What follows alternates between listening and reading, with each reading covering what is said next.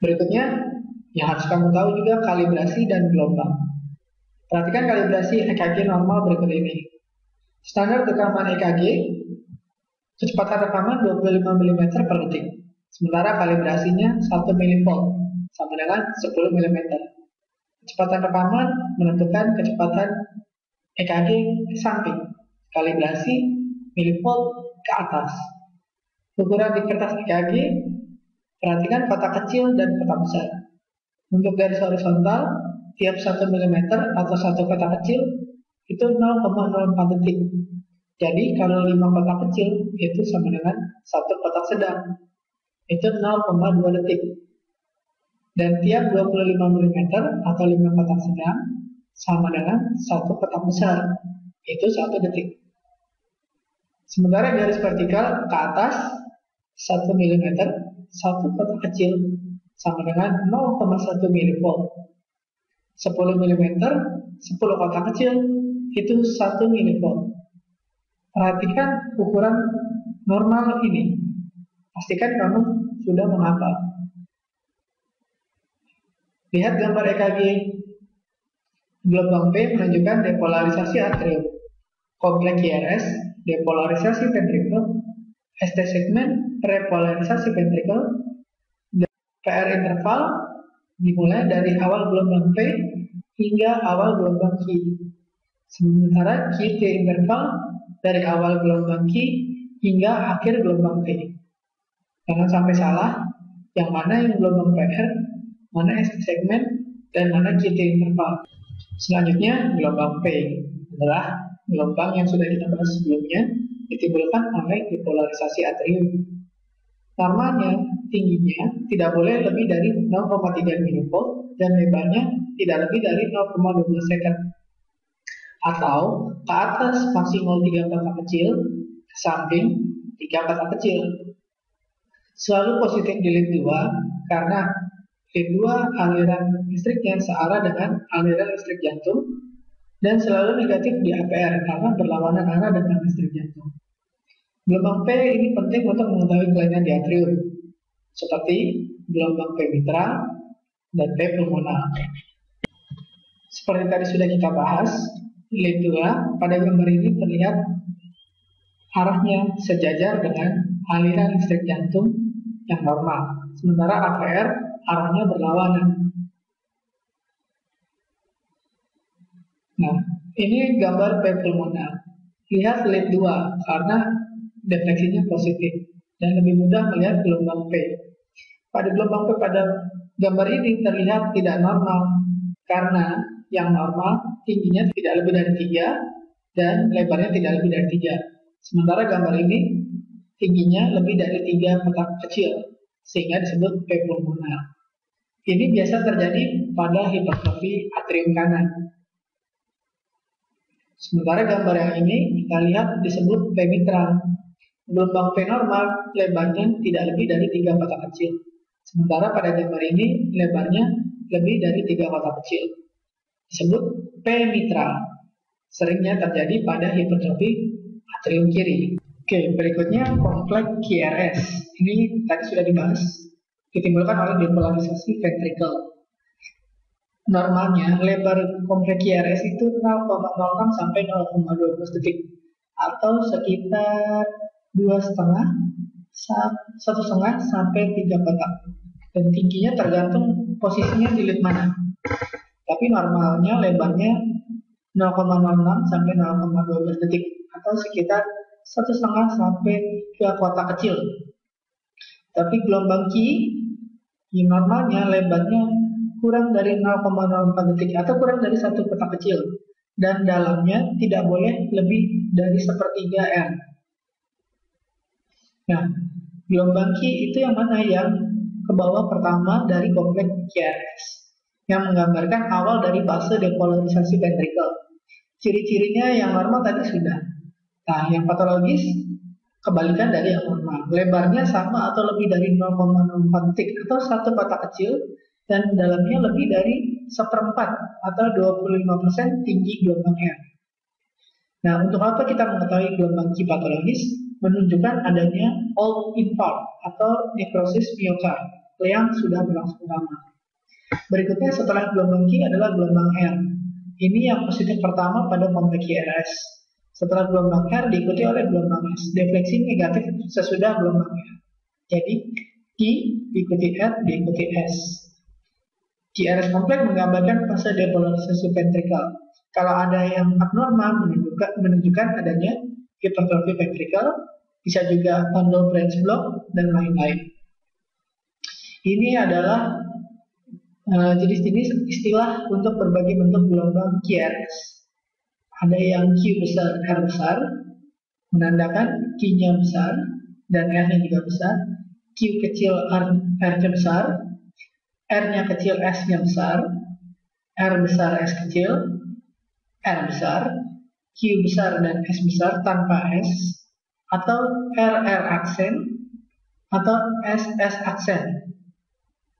Kita lihat gambar kompleks QRS normal, kemudian nanti ada kelainan di QRS kompleks, bisa bundle branch block, bisa delta wave, bisa premature ventricular contraction. Kemudian gelombang T menggambarkan fase depolarisasi ventrikal sesuai dengan arah gelombang utama kompleks QRS. Jadi kalau QRS-nya positif, harusnya T-nya ikut positif. Tapi kalau QRS-nya positif, T-nya negatif, berarti T terbalik atau T invert. Biasanya positif di sadapan 2, karena QRS juga positif di sadapan 2. Normalnya di dada itu kurang dari 10 mm tingginya, di ekstremitas kurang dari 5 mm. Paling kecil 1 mm atau 1 kotak kecil. Nah, kalau ada yang abnormal di gelombang T, ini menandakan adanya iskemia atau infark, dan biasanya kelainan elektrolit lebih sering terjadi di gelombang T. Kita lihat gelombang T yang normal. Tadi ingat, tingginya tidak boleh lebih dari 10 mm di gelombang dada dan kurang dari 5 mm di ekstremitas.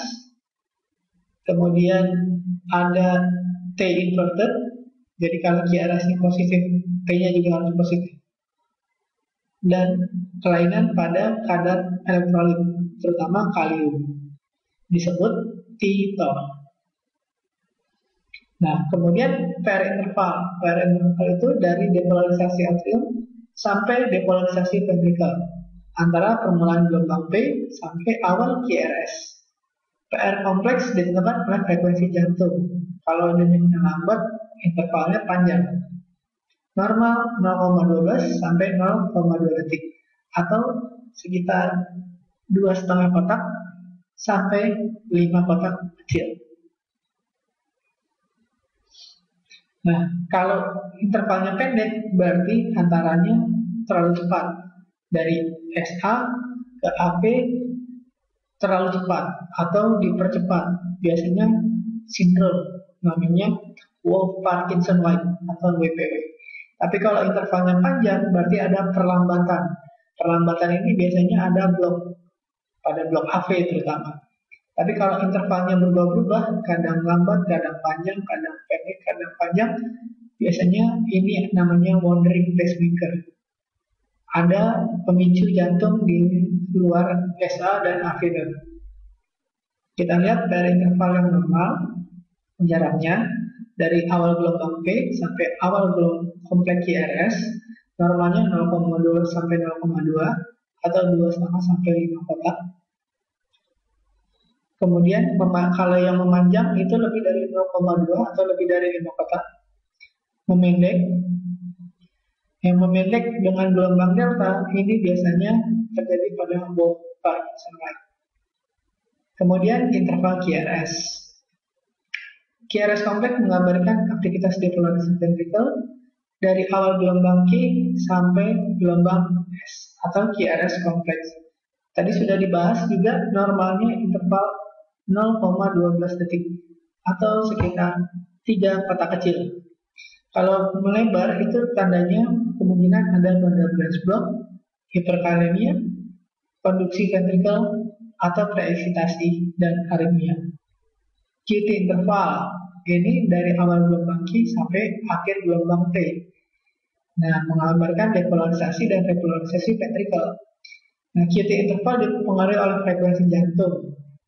Nah, kalau abnormal biasanya karena penggunaan obat. Kalau memanjang, quinidin dan hipokalsemi. Kalau memendek, digitalis atau hiperkalsemi. Nah, ini kita lihat QT interval yang normal sekitar 0,35 detik. Ini yang memanjang 0,5 detik. Dan ini yang memendek 0,3 detik. QT interval tergantung rate. Biasanya kita melihat ke tabel. Ini pada yang normal QT interval, kemudian hiperkalsemi, kemudian hipokalsemi, kemudian titik J. J itu adalah antara RS dengan T. Jadi peralihan antara RS dengan T. Nah, titik di mana kompleks QRS berakhir dan segmen ST dimulai pentingnya untuk menentukan adanya deviasi segmen ST. Nah, mulai dari titik J sampai permulaan gelombang T. Normalnya isoelektrik ya boleh deviasi sekitar 0,5 mm sampai 2 mm. Kalau lebih dari 2 mm kemungkinan atau dua kotak kecil kemungkinan memang sudah terjadi infark atau iskemik. Elevasi segmen ST selain infark juga bisa perikarditis atau aneurisma. Sementara depresi segmen ST biasanya terjadi pada angina, bisa juga terjadi pada infark yang non-STEMI atau penggunaan obat seperti digitalis. Kita lihat depresi ST pada infark miokard. Gambar A ini sangat spesifik untuk iskemik. Yang B landai ke bawah spesifik juga untuk iskemik. Sementara yang C landai ke atas, ini kurang spesifik untuk iskemik. Nah, ini yang normal, sebelah kiri, yang sebelah kanan ada ST elevasi. Kita lihat berapa sih yang disebut ST elevasi, biasanya kalau lebih dari 2 mm, naik dari isoelektrik.